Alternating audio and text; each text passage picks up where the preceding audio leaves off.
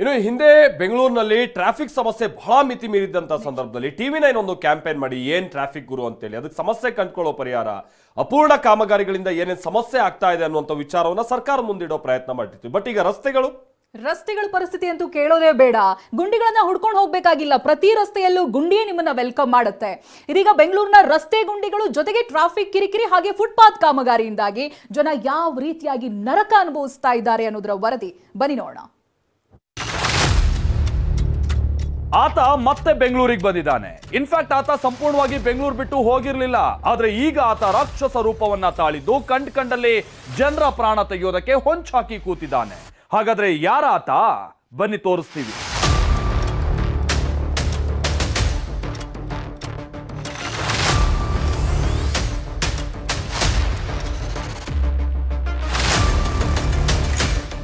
ಬೆಂಗಳೂರಿನಲ್ಲಿ ಲಕ್ಷಾಂತರ ಮಂದಿ ಪ್ರತಿದಿನ ಓಡಾಡೋಕೆ ಬಳಸೋದು ನನ್ನ ರೀತಿಯಾಗಿ ಸ್ಕೂಟರ್ಗಳನ್ನ ಅಥವಾ ಬೈಕ್ಗಳನ್ನ. ಆದ್ರೆ ಇದೇ ರಾಕ್ಷಸ ಗುಂಡಿಗಳಿಂದಾಗಿ ಪ್ರಾಣ ಪಣಕ್ಕಿಟ್ಟು ನಾವು ಪ್ರತಿದಿನ ಹೇಗೆ ಓಡಾಡ್ತಾ ಇದ್ದೀವಿ ಗೊತ್ತಾ? ಅದರಲ್ಲೂ ಈ ಸ್ಕೂಲ್ಗೆ ಹೋಗುವಂತರು, ಆಟೋ ಡ್ರೈವರ್ಸು, ಕ್ಯಾಬ್ ಡ್ರೈವರ್ಸು, ಜೊತೆಗೆ ಈ ಡೆಲಿವರಿ ಬಾಯ್ಸು, ಇವರೆಲ್ಲ ಈ ರಾಕ್ಷಸ ಗುಂಡಿಗಳಿಂದಾಗಿ ಕೇವಲ ದೈಹಿಕ ಹಿಂಸೆ ಅಲ್ಲ, ಮಾನಸಿಕ ಹಿಂಸೆಗೂ ಕೂಡ ಹೇಗೆ ಒಳಗಾಗ್ತಾ ಇದ್ದಾರೆ ಗೊತ್ತಾ?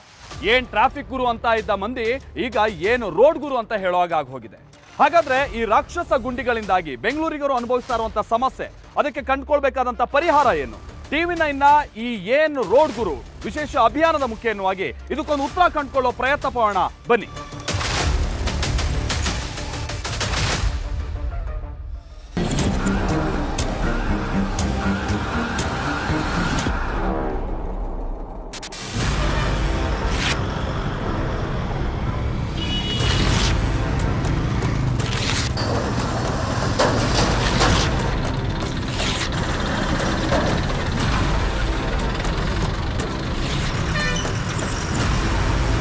ನಾನೀಗ ಮೊನ್ನೆ ಮೋದಿ ಅವರು ಉದ್ಘಾಟನೆ ಮಾಡಿದ್ರಲ್ಲ ಯೆಲ್ಲೋ ಲೈನ್, ಅದೇ ಯೆಲ್ಲೋ ಮೆಟ್ರೋ ಲೈನ್ ಪಕ್ಕದಲ್ಲೇ ಇದ್ದೀನಿ ನೋಡಿ. ಇದೇ ಯೆಲ್ಲೋ ಮೆಟ್ರೋ ಲೈನ್. ಇದು ಹೊಸ ರೋಡು, ನಿಮಗೆ ರೈಲ್ವೆ ಸ್ಟೇಷನ್ ಅಥವಾ ಮೆಟ್ರೋ ಸ್ಟೇಷನ್. ಆ ಕಡೆ ಹೋದ್ರೆ ಪರಪ್ಪನಗ್ರಹಾರ. ಈ ದಾರಿ ಏನಿದೆಯಲ್ಲ ಇದು ಜಿಗಣಿಗೆ ಹೋಗುತ್ತೆ. ಅದಾದ ನಂತರ ಅಲ್ಲಿ ಬೆಟ್ಟಾಸ್ಪುರ, ಆಮೇಲೆ ಎಲೆಕ್ಟ್ರಾನಿಕ್ ಸಿಟಿಗೂ ಕೂಡ ಕನೆಕ್ಟ್ ಆಗುವಂಥ ರೋಡು. ಭಾಳ IT-BT ಮಂದಿ ಇರುವಂಥ ಹಬ್ ಇದು. ನಿಮಗೆ ಈ ರೋಡಿಗೆ ಬರ್ತಾ ಇರೋಂಗೆ ನಿಮ್ಮನ್ನು ಫಸ್ಟ್ ವೆಲ್ಕಮ್ ಮಾಡೋದೇನು ಗೊತ್ತಾ? ನೋಡಿ ಅಲ್ಲಿದೆಯಲ್ಲ ಸ್ವಿಮ್ಮಿಂಗ್ ಪೂಲ್ಗಳು. ಈ ತರನಾದಂಥದ್ದು ಇಲ್ಲಿ ನಮ್ಮ ಪಕ್ಕ ಇರೋರು ಹೇಳ್ತಾ ಇದ್ರು, ಇದು ಒಂದು ಸ್ವಿಮ್ಮಿಂಗ್ ಪೂಲ್ ಅಲ್ಲ, ಇನ್ನೂ ಒಂದು ಸ್ವಲ್ಪ ಮುಂದೋಗಿ ನಿಮ್ಗೆ ದೊಡ್ಡ ದೊಡ್ಡ ಸ್ವಿಮ್ಮಿಂಗ್ ಪೂಲ್ ಇದೆ ಅಂತ ಹೇಳ್ಕೊಬೇಕು. ಬನ್ನಿ, ಈ ರೋಡಲ್ಲಿ ಮಕ್ಕಳು ನೋಡಿ ಅಲ್ಲೆಲ್ಲ ಹೋಗ್ತಾ ಇದ್ದಾರೆ. ಆಮೇಲೆ ಈ ಡೆಲಿವರಿ ಬಾಯ್ಸು ಇವರೆಲ್ಲ ಓಡಾಡುವಂಥ ಟೈಮ್ನಲ್ಲಿ ಹೇಗೆ ಜೀವ ಪಣಕ್ಕಿಟ್ಟು ಹೋಗ್ಬೇಕಾಗುತ್ತೆ. ಒಂದು ರೌಂಡ್ ಹೋಗ್ತಾ ಹೋಣ ಬನ್ನಿ. ರಸ್ತೆ ಹುಡುಕ್ಬೇಕು, ಗುಂಡಿ ನಿಮಗೆ ಭಾಳ ಸುಲಭವಾಗಿ ಸಿಗುತ್ತೆ. ಆಮೇಲೆ ಇನ್ನೊಂದು ವಿಚಾರ ಅಂತ ಅಂದರೆ 2 ವೀಲರ್ಸ್ ಮಾತ್ರ ಅಲ್ಲ, 4 ವೀಲರ್ಸ್ ಅವರು ಕೂಡ ಹೋಗೋಕ್ಕಿಲ್ಲಿ ಕಷ್ಟಪಡ್ತಾರೆ. ಆ ರೀತಿಯಾಗಿದೆ ಈ ರೋಡ್ ಇದೆಯಲ್ಲ. ಇದು 7 ತಿಂಗಳ ಹಿಂದೆ ಡಾಂಬರ್ ಹಾಕಿರೋದಂತೆ ಈ ರೋಡಿಗೆ. ಈಗ ಏನಾಗಿದೆ ಅಂತ ಅಂದರೆ ಒಂದು 3 ತಿಂಗಳ ಹಿಂದೆ ಕಾವೇರಿ ಲೈನಿಗೆ ಅಂತ ಹೇಳ್ಕೊಂಬಿಟ್ಟು ಗುಂಡಿ ಅಗ್ದಿದ್ದಾರೆ ನೋಡಿ. ಆದರೆ ಈ ಗುಂಡಿಗಳು ಹೇಗೆ ಬಾಯಿ ಬಿಟ್ಕೊಂಡಿವೆ ನೋಡಿ. ಇದೆಲ್ಲವೂ ಕೂಡ ಮುಖ್ಯ ರಸ್ತೆಯಲ್ಲಿರುವಂಥ ಗುಂಡಿಗಳು. ಒಂದೊಂದು ಗುಂಡಿಗಳು ಕೂಡ ನಿಮ್ಗೆ ಒಂದೊಂದು ರೀತಿ ಸರ್ಪ್ರೈಸು. ಇದು ಏನೋ ಒಂದು 100 ಮೀಟ್ರು 200 ಮೀಟ್ರು ಅಲ್ಲ, ನೀವು ಅಪ್ ಟು ಈ ರೋಡ್ನಿಂದ ನೀವು ಹೊಸ ರೋಡ್ ಈ ಜಂಕ್ಷನ್ನಿಂದ ಎಲೆಕ್ಟ್ರಾನಿಕ್ ಸಿಟಿ ಹೋಗೋ ತನಕನೂ ಕೂಡ ನಿಮ್ಗೆ ಇದೇ ರೀತಿಯಾದಂಥ ಗುಂಡಿಗಳದೇ ದರ್ಶನ ನೋಡಿ. ಇಲ್ಲಿ ನೋಡಿ ಪಾಪ ಈ ಥರ ಲೇಡೀಸನ್ನ ಕೂರಿಸ್ಕೊಂಡು ಹೋಗೋ ಟೈಮ್ನಲ್ಲೆಲ್ಲ ಹೇಗೆ ಸಮಸ್ಯೆ ಆಗ್ಬೋದು ಇಲ್ಲಿ ಅಂತ ನೋಡಿ. ಭಾಳ ದೊಡ್ಡ ದೊಡ್ಡ ಅಪಾರ್ಟ್ಮೆಂಟ್ಸ್ಗಳು. ಬಹುಶಃ ಮುಂಚೆ ಎಲ್ಲ ನಾವು ನೋಡ್ತಾ ಇದ್ವಿ ಗಾರ್ಡನ್ ವ್ಯೂ, ಲೇಕ್ ವ್ಯೂ ಅಂತೆಲ್ಲ. ಈಗ ಪಾಟೋಲ್ ವ್ಯೂ ಅಪಾರ್ಟ್ಮೆಂಟ್ ಇವೆಲ್ಲ ನೋಡಿ. ಎಂತೆಂಥ ದೊಡ್ಡ ದೊಡ್ಡ ಅಪಾರ್ಟ್ಮೆಂಟ್ಸು. ಅಪಾರ್ಟ್ಮೆಂಟ್ ಮುಂದೆ ನೋಡಿ ಈ ರೀತಿಯಾದಂಥ ಗುಂಡಿಗಳು. ಆಮೇಲೆ ಈ ಬೆಟ್ಟಾಸ್ಪುರ ರೋಡಲ್ಲಿ ನಿಮ್ಗೆ ಏನಾದ್ರು ಈ ಥರ ಒಂದು ಸ್ವಲ್ಪ ಚೆನ್ನಾಗಿದೆ ಅಂತ ಸಿಕ್ಕಿ ಏನಾದ್ರು ಸ್ವಲ್ಪ ಸ್ಪೀಡರೇ ನೋಡಿ ಇಲ್ಲಿ ಜಸ್ಟ್ ನಿಮಗೆ ಸರ್ಪ್ರೈಸು. ಮುಂದ್ಗಡೆ 4 ವೀಲರ್ ಅವ್ರು ಹೋಗ್ಬಿಡ್ತಾರೆ, ನಿಮಗೆ ಹಿಂದ್ಗಡೆ ಗೊತ್ತೇ ಆಗಲ್ಲ ನೋಡಿ ಹೇಗಿರುತ್ತೆ ಅಂತ ಒಂದೊಂದು ಗುಂಡಿ. ಹಾಗಾಗಿ 4 ವೀಲರ್ಸ್ ಅವ್ರು ಕೆಳಗಡೆ ಬಾಟಮಲ್ಲಿ ನಿಮ್ಗೆ ಗುಂಡಿ ಇರೋದು ಗೊತ್ತಾಗಲ್ಲ ನೋಡಿ. ಆಮೇಲೆ ನನ್ನ ಹಿಂದೆ ಒಂದು ಗಾಡಿ ಬರ್ತಾ ಇದೆ ನೋಡಿ, ಮುಂದೆ ಈ ಥರ ಗುಂಡಿ ಸಿಕ್ತು ನೋಡಿ. ಈಗ ಸಣ್ಣಕ್ಕೊಂದು ಬ್ರೇಕ್ ಹೊಡಿತೀನಿ ನೋಡಿ, ನನ್ನ ಪಕ್ಕನೇ ಬಂದು ನಿಂತ್ಕೊಂಡ್ರು, ನನ್ನ ಹಿಂದೆನೇ ಬಂದು ನಿಂತ್ಕೊಂಡ್ರು. ಏನಾರು ಆತ ಸ್ವಲ್ಪ ಸ್ಪೀಡಾಗಿದ್ದರೆ ಅವನಿಗೆ ಕಂಟ್ರೋಲ್ ಸಿಗುತ್ತಾ? ಸೀದಾ ಬಂದು ನನಗೆ ಗುದ್ದುತ್ತಾನೆ, ಅಷ್ಟೇ ಆಗೋದಿಲ್ಲ. ಈ ಸಮಸ್ಯೆ ಗೋಳು ಇದೆಲ್ಲ ನಿತ್ಯ ಅವ್ರು ಹೇಗೆ ನೋಡ್ತಾ ಇದ್ದಾರೆ ತಿಳ್ಕೊಳ್ಳೋಣ. ಸರ್ ಹೆಂಗೆ ಸರ್ ಈ ಜಿಗಣಿ ಕನೆಕ್ಟ್ ಮಾಡೋದು, ಎಲೆಕ್ಟ್ರಾನಿಕ್ ಸಿಟಿ ಕನೆಕ್ಟ್ ಮಾಡೋ ಮೇನ್ ರೋಡ್ ಇದು? ಒಂದು ರೀತಿಯಾಗಿ ರೋಡೇ ಇದು, ಮೇನ್ ರೋಡೇ ಇದು. ಆದರೆ ಇಲ್ಲಿ ಬೆಳಗ್ಗೆ ಸಾಯಂಕಾಲ ನೀವು ನೋಡಬೇಕು. ಈ ಟೈಮಲ್ಲಿ ಎಲ್ಲ ಕಪ್ಪಿ ಇದೆ ಟ್ರಾಫಿಕ್ಕು. ಬೆಳಗ್ಗೆ ಸಾಯಂಕಾಲ ಅಂತೂ ಎದ್ದು ಬಿದ್ದೋಗಾರನ್ನ ಕಣ್ಣಲ್ಲಿ ನೋಡಬೇಕು. ಈ ಅಪಾರ್ಟ್ಮೆಂಟ್ ಅವರೇ ಸುಮಾರು ಜನ ಪಾಪ ಲೇಡೀಸ್ಗಳು ಹಳ್ಳ ಕಾಣಿಸಲ್ಲ, ಸಡನ್ನಾಗಿ ಬ್ರೇಕ್ ಹೊಡಿತಾರೆ ಕಾರ್ಗಳವ್ರು, ಲಾರಿಗಳವರು. ಅವ್ರು ಸಡನ್ನಾಗಿ ಬ್ರೇಕ್ ನಿಲ್ಸೋಕ್ಕಾಗಲ್ಲ, ಜಾರತ್ತೆ ಬೀಳ್ತಾರೆ. ಬಿದ್ದಿದ ತಕ್ಷಣ ಏನು ಮಾಡ್ಬೇಕು? ನಾವೇ ಹೋಗಿ ಎತ್ತಬೇಕು. ಕೈ ಕಾಲು ಎಟ್ ಮಾಡ್ಕೊಂಡು ಕೆಲ್ಸಕ್ಕೆ ಹೋಗಲ್ಲ, ಹಾಸ್ಪಿಟ್ಲಿಗೆ ಹೋಗ್ಬಿಟ್ಟು ಮನೆ ಸೇರ್ಕೊಂಡು. ಆಮೇಲೆ ನಮ್ಮ ವ್ಯವಸ್ಥೆ ಎಷ್ಟು ನಾಲಾಯಕ್ಗಳು ಅಂತ ಅನ್ನೋದಕ್ಕೆ ಇನ್ನೊಂದು ಎಕ್ಸಾಂಪಲು. ನೀವೇನಾದ್ರು ಗುಂಡಿ ಇದೆ ಬೇಡಪ್ಪ ಬೈಕ್ ಬೇಡ ಒಂಚೂರು ನಡ್ಕೊಂಡೆ ಹೋಗೋಣ ಅಂತ ಫುಟ್ಪಾತ್ ಮೇಲೆ ಬರ್ತೀರಾ ಅಂದ್ಕೊಳ್ಳಿ. ನೋಡಿ ನಿಮ್ಗೆ ಅಲ್ಲೊಂದು ಟಾಸ್ಕು, ನೆಟ್ಟಿಗೆ ಮನೆಗೆ ಹೋಗೋಕೆ ನಿಮ್ಗೆ ಅವಕಾಶನೇ ಇಲ್ಲ, ಆ ರೀತಿಯಾಗಿ ಇಲ್ಲಿ ಟಾಸ್ಕ್ ಇರುತ್ತೆ. ನಿನ್ನೆ ಮಳೆ ಬಂದಿತ್ತು, ಇಲ್ಲಿ ಮಳೆ ಬಂದಾಗ ನಿಮ್ಗೆ ಇನ್ನೊಂದು ನರ್ಕ ತೋರಿಸ್ತೀನಿ ಬನ್ನಿ ಹೇಗಿರುತ್ತೆ ಅಂತ. ಪಾಪ ಅಲ್ಲೊಬ್ರು ಲೇಡಿ ಒಂದು ವಿಡಿಯೋ ಮಾಡ್ಕೊಂಡು ನಮಗೆ ತೋರಿಸಿದ್ರು ಏನು ಅನಾಹುತ ಆಗಿತ್ತು ಅಂತ. ಬನ್ನಿ ತೋರಿಸ್ತೀನಿ, ಅವ್ರ ಹತ್ರನೇ ಹೋಗೋಣ.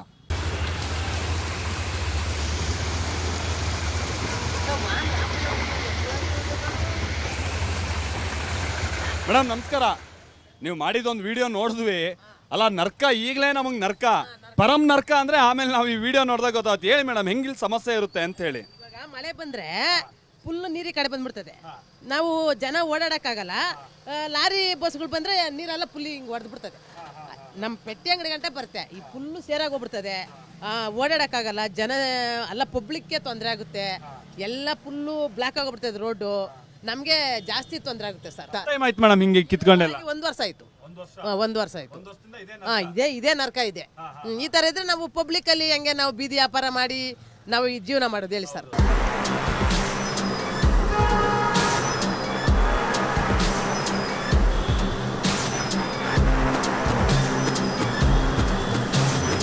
ನೋಡಿ ನಾನೀಗ ಮೆಟ್ರೋ ಯೆಲ್ಲೋ ಲೈನ್ ಕೆಳಗಡೆ ಇದ್ದೀನಿ. ಇದು ಹೊಸ ರೋಡು ಮೆಟ್ರೋ ಸ್ಟೇಷನ್ನು. ಇನ್ನೂ ಲೈಟ್ ಕೂಡ ತೆಗ್ದಿಲ್ಲ ನೋಡಿ, ಯಾಕಂದರೆ ಉದ್ಘಾಟನೆ ಆಗಿರೋದು ಈಗೀಗಲ್ವಾ, ಸೊ ಲೈಟ್ ಕೂಡ ತೆಗ್ದಿಲ್ಲ. ಕೆಳಗಡೆ ಪರಿಸ್ಥಿತಿ ನೋಡ್ಬೇಕು ನೀವು. ಮೇಲ್ಗಡೆ ಮೆಟ್ರೋ ಮೊನ್ನೆ ಏನು ಉದ್ಘಾಟನೆ ಮಾಡಿದ್ದು ಮತ್ತೊಂದು ಕೇಂದ್ರದ ರಾಜ್ಯದ ಪಾಲು. ಕೆಳಗಡೆ ನೋಡಿ ನಿಮಗೆ ಹೇಗಿದೆ ಅಂಥೇಳಿ. ನೋಡಿ ದಿನ ಸಾವಿರಾರು ವೆಹಿಕಲ್ ಓಡಾಡುತ್ತವೆ ಮೇಲ್ಗಡೆ ಮೆಟ್ರೋ ಸ್ಟೇಷನ್ನು, ಕೆಳಗಡೆ ನೋಡಿ ಹೇಗಿದೆ ಅಂಥೇಳಿ. ಇದು ನಮ್ಮ ಬೆಂಗಳೂರಿನ ನಿಜವಾದ ಸ್ಥಿತಿ. ಮೇಲ್ಗಡೆನೋ ಮೆಟ್ರೋ ಇದೆ ಹೌದು, ಏನಾದ್ರು ಗೊತ್ತಾಗ್ದಿತ್ತಿ ಬಂದು ಆ ಗುಂಡಿಯಲ್ಲಿ ಬಿದ್ದರೆ ಇಲ್ಲಿ ಹೇಳೋರಿಲ್ಲ ಕೇಳೋರಿಲ್ಲ. ಹಿಂದ್ಗಡೆಯಿಂದ ಬಂದು ವೆಹಿಕಲ್ ಹೊಡ್ಕೊಂಡು ಹೋಗಿರ್ತಾರೆ, ಆ ಮಟ್ಟಿಗಿನ ಅವ್ಯವಸ್ಥೆ ಇದೆ.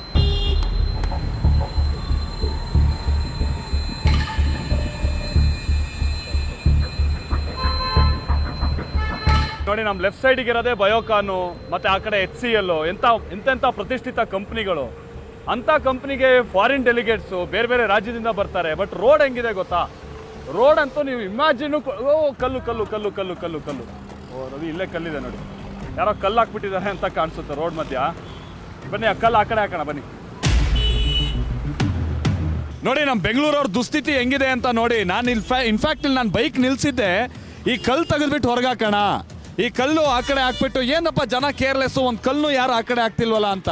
ಅದಕ್ಕೆ ನಾನು ಇಳಿದಿದ್ದು. ಬಟ್ ನಾನೇನಾದ್ರು ಈ ಕಲ್ಲನ್ನು ಕೆಳಗಾಗ್ತೆ ಅಂದ್ಕೊಳ್ಳಿ ಅಥವಾ ಸೈಡಿಗೆ ಹಾಕ್ತೆ ಅಂದ್ಕೊಳ್ಳಿ, ಜನ ಸೀದಾ ಹೋಗಿ ಈ ಗುಂಡಿಗೆ ಬೀಳ್ತಾರೆ. ನೋಡಿ ನಮ್ಮ ಬೆಂಗಳೂರು ದುಸ್ಥಿತಿ ನೋಡಿ. ಈ ದೊಡ್ಡ ಗುಂಡಿಲಿ ಜನ ಬೀಳೋದನ್ನು ತಪ್ಸೋಕ್ಕೆ ಆ ಕಲ್ಲಿಟ್ಟಿರೋದಲ್ಲಿ ಟ್ರಾಫಿಕ್ ಜಾಮ್ ನೋಡಿ, ಕಿಲೋಮೀಟರ್ ಗಟ್ಟಲೆ ಟ್ರಾಫಿಕ್ ಜಾಮ್ ಆಗಿದೆ. ಇಲ್ಲೊಂದು ಗುಂಡಿ ಕಾಣ್ತಾ ಇದ್ದಾಗೆ ಈಗ ಪ್ರತಿ ವೆಹಿಕಲ್ನವರು ಸ್ಲೋ ಮಾಡ್ತಾರೆ ನೋಡಿ, ಸಿಕ್ಕಾಕೊಳ್ತು ವೆಹಿಕಲ್.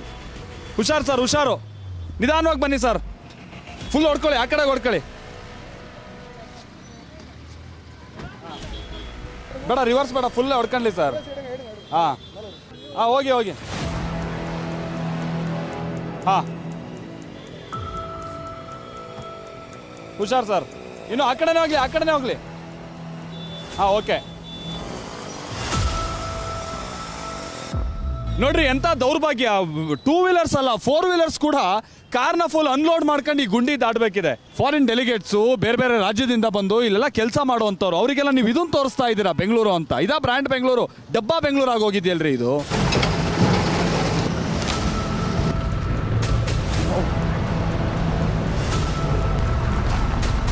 ಇಯರ್ಸ್ ಆದರೂ ಬೆಂಗಳೂರನ್ನ ಕಂಟ್ರೋಲ್ ಮಾಡೋಕ್ಕಾಗಲ್ಲ. Open challenge. ನಿಮ್ಗೆ ಹೋಪ್ಸೇ ಹೋಗಿದೆ.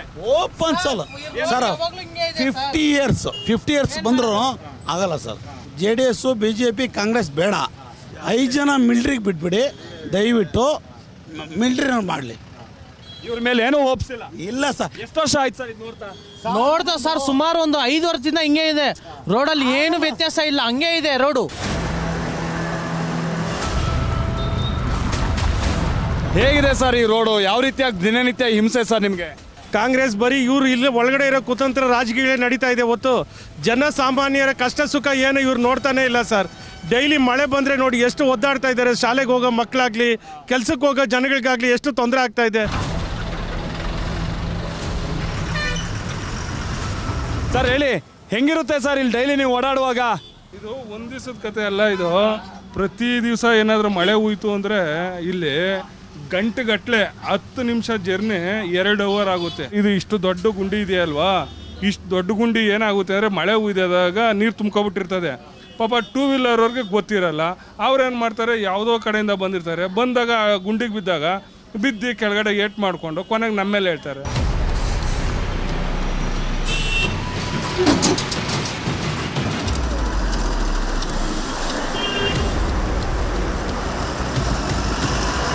ನಾನು ಬೆಂಗಳೂರಿನ ಮತ್ತೊಂದು ಅಧ್ವಾನದ ರಸ್ತೆ ಹತ್ರ ಇದ್ದೀನಿ.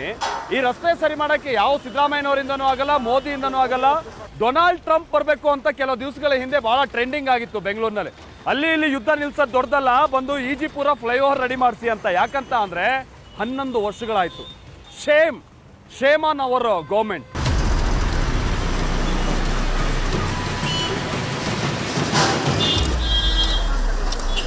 ನೋಡಿ ಅಲ್ಲಿ ನೋಡಿ, ಆ ಕಡೆ ರವಿ ಆ ಕಡೆ ತೋರಿಸಿ ರವಿ, ಆ ಲೆಫ್ಟ್ ಸೈಡಲ್ಲಿ ಅಲ್ಲೊಂದು ಗುಂಡಿ ಬಿದ್ದಿದೆ ನೋಡಿ. ಯಾವ ಆಟೋದವರು ಅಲ್ಲಿ ಹೋಗಕ್ಕೆ ಹೆದರ್ತಾರೆ, ಬೈಕ್ನವ್ರು ನೋಡಿ ಅಲ್ಲ ಲೆಫ್ಟಿಗೆ ಹೋಗಕ್ಕೆ ಹೆದರ್ತಾರೆ. ಬಸ್ನಂಥ ವೆಹಿಕಲ್ ಮಾತ್ರ ಇಲ್ಲಿ ಬರೋಕ್ಕೆ ಸಾಧ್ಯ, ಉಳಿದಂಥವ್ರು ಯಾರೂ ಇಲ್ಲಿ ಬರೋಕ್ಕಾಗಲ್ಲ. ಇಷ್ಟರ ಮಟ್ಟಿಗೆ ಇಲ್ಲಿ ಅವ್ಯವಸ್ಥೆ ಆಗಿದೆ ನೋಡಿ. ಇಲ್ಲಿ ಹೀಗೆ ಜೀವ ಹೇಗೆ ರಿಸ್ಕಲ್ಲಿ ಇಟ್ಕೊಂಡು ಇವ್ರು ಬರ್ತಾರೆ ನೋಡಿ. ಅಲ್ಲಿ ನೋಡಿ, ಅಲ್ಲಿ ಎಷ್ಟು ಒಂದು ಕಾಯ್ತಾರೆ ಪಾಪ, ಗಂಟಾನ್ಗಟ್ಲೆ ಕಾದಿರ್ತಾರೆ. ಯಾವ ಗುಂಡಿ ಆದರೆ ಏನು ಮಾಡಿ ಏನಾದ್ರೆ ಏನು ಹಚ್ಬಿಡೋಣ ಅನ್ನುವಂಥ ರೀತಿ ಅಂತ ಆತುರತೆ. ಈ ಆಂಬ್ಯುಲೆನ್ಸ್ಗಳಿಗೆ ದಾರಿ ಮಾಡ್ಕೊಡೋದೇ ದೊಡ್ಡ ಸಾಹಸ ಆಗಿರುತ್ತೆ. ನೋಡಿ ಇಲ್ಲಿ ಬೈಕ್ ಹೇಗೆ ಸಿಕ್ಕಾಕೊಳ್ತು ಅಂತ. ಆ ಗುಂಡಿಲಿ ಬಂದು ಆ ವ್ಯಕ್ತಿ ಜಸ್ಟ್ ಮಿಸ್, ಹಿಂದ್ಗಡೆನೆ ಬಸ್ಸು ಸದ್ಯ ಬ್ರೇಕ್ ಹೊಡ್ಬಿಟ್ರು. ಇಲ್ಲ ಅಂತಂದ್ರೆ ಏನು ಕತೆ ನೋಡಿ. ಬಸ್ನಂತ ಬಸ್ಸೇ ಇಲ್ಲಿ ಬಂದು ಸಿಕ್ಕಾಕೊಳ್ತವೆ ಅಂತ ಅಂದರೆ ಇನ್ನು ಬೈಕ್ನವ್ರ ಕತೆ ಏನು? ಪೊಲೀಸ್ನವ್ರು ಎಂಥ ಅವಸ್ಥೆಯಲ್ಲಿ ಇದ್ದಾರೆ ಅಂತ ಅಂದರೆ ಈ ಭಾಗದಲ್ಲಿ ಟ್ರಾಫಿಕ್ ಕ್ಲಿಯರ್ ಮಾಡೋದ್ರ ಜೊತೆಗೆ ಆಂಬ್ಯುಲೆನ್ಸ್ಗಳಿಗೆ ದಾರಿ ಮಾಡೋದ್ರ ಜೊತೆಗೆ ಡೆಬ್ರಿಸ್ನು ಅವರೇ ಹಾಕ್ಸ್ಬೇಕಿದೆ.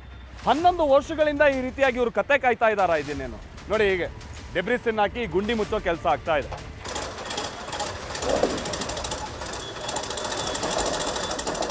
It's a horrible, one of the worst ಅಂತ ಹೇಳ್ಬೋದು. ಈ ರೋಡ್ನಲ್ಲಿ ಟ್ಯಾಕ್ಸ್ ಪೇ ಮಾಡ್ತೀವಿ 5 lakhs 6 lakhs ಇನ್ ಇಯರ್.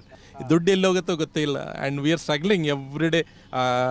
4 ವೀಲರ್ ಮೇಂಟೆನೆನ್ಸ್ಗೆ because of the potholes, ಆ 4 ವೀಲರ್ಗೆ ಮೇಂಟೆನೆನ್ಸ್ಗೆ ತಿಂಗಳಿಗೆ ಒಂದು 10-15 ಸಾವಿರ ಆಗಬೇಕು. ಈ ರೋಡಲ್ಲಿ ಡೈಲಿ 2 times ಬೆಳಗ್ಗೆ 2 times ಈವ್ನಿಂಗ್ ಓಡಾಡ್ತೀನಿ. ಆ ಒಂದು ಹಳ್ಳ ನಮ್ಮ ಡ್ರೈವರ್ಗೆ ಹೇಳಿದೆ, ಹುಷಾರಾಗಿ ಹೋಗಪ್ಪ, 1.5 ಅಡಿ ಡೆಪ್ತ್ ಇದೆ ಅಂತಂದ್ಬಿಟ್ಟು. ಅದನ್ನು ಯಾರೂ ಮುಚ್ಚಲ್ಲ. At least you are doing some hilarious service. ಅದು ಟ್ರ್ಯಾಕ್ಟರ್ ಕೂಡ ವೀಲ್ ಮುಂದಕ್ಕೆ ಹೋಗ್ತಾ ಇದೆ. ಅದು ಇನ್ನೆಷ್ಟು ದಿನ ನೀರಲ್ಲಿ ಇರುತ್ತೋ ಇಲ್ವೋ.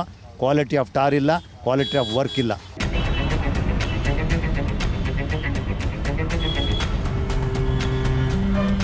ಸೊ ಇದು ಏನ್ ರೋಡ್ ಗುರು TV9 ಸ್ಪೆಷಲ್ ಕ್ಯಾಂಪೇನ್ ನ ಮೊದಲ ದಿನದ ನರಕ ದರ್ಶನ ನಿಮ್ಮ ಮುಂದೆ ಇಡ್ತಾ ಇರುವಂತದ್ದು. ಅದರಲ್ಲೂ ಕೂಡ ITBT ಹಬ್ ಅನ್ನುವಂಥ ಪ್ರದೇಶಗಳಲ್ಲಿ ಯಾವ ರೀತಿಯಾದಂಥ ಅಸಹ್ಯ ಇದೆ ಅನ್ನೋದನ್ನ ನೀವು ನೋಡ್ತಾ ಇದ್ದೀರಾ.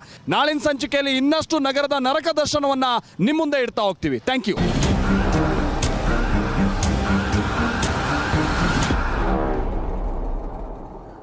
ಹೌದು ಚೈತ್ರ, ಇದು ಬರೀ ಆರಂಭ ಅಷ್ಟೇ. ಬೆಂಗಳೂರಿನ ರಸ್ತೆಗಳಲ್ಲಿ ನಿಮ್ಗೆ ಅನುಭವಕ್ಕೆ ಬರುತ್ತೆ. ಯಾರಾದ್ರೂ ಓಡಾಡೋದು, ನಾವು ಬೆಂಗಳೂರಲ್ಲಿ ಇದೀವೋ ಕಟ್ಟ ಕಡೆ ಯಾವ್ದಾದ್ರು ಕುಗ್ರಾಮದಲ್ಲಿ ಇದೀವೋ ಅನ್ನುವಂಥ ಭಾವನೆ ಬರುತ್ತೆ. ಆ ಮಟ್ಟಿಗೆ ಗುಂಡಿಗಳಿಂದ ಸಮಸ್ಯೆಗಳು ಉಂಟಾಗ್ತಾ ಇದೆ. ಹೌದು, ನಗರದ ಬೇರೆ ಬೇರೆ ಏರಿಯಾಗಳಲ್ಲಿ ಇರುವಂತ ಈ ರೀತಿಯಂತ ಗುಂಡಿಗಳ ಸಮಸ್ಯೆ, ಮಲಗಿರುವಂತ ಸರ್ಕಾರವನ್ನ ಎಬ್ಸುವಂತ ಪ್ರಯತ್ನ, ಈ ಏನು ರೋಡ್ ಗುರು ಅಭಿಯಾನದ ಮುಖೇನವಾಗಿ TV9 ಮಾಡ್ತಾ ಇದೆ. ನಂತರದ ದಿನಗಳಲ್ಲಿ ನೀವು ಬೇರೆ ಬೇರೆ ಏರಿಯಾಗಳ ಸಮಸ್ಯೆ, ಅದಕ್ಕೆ ಪರಿಹಾರ ಏನು ಅನ್ನೋದನ್ನ ಕಂಡುಕೊಳ್ಳೋ ಪ್ರಯತ್ನವನ್ನ ಕೂಡ ನಾವು ಮುಂದುವರಿಸ್ತಾ ಹೋಗ್ತೀವಿ.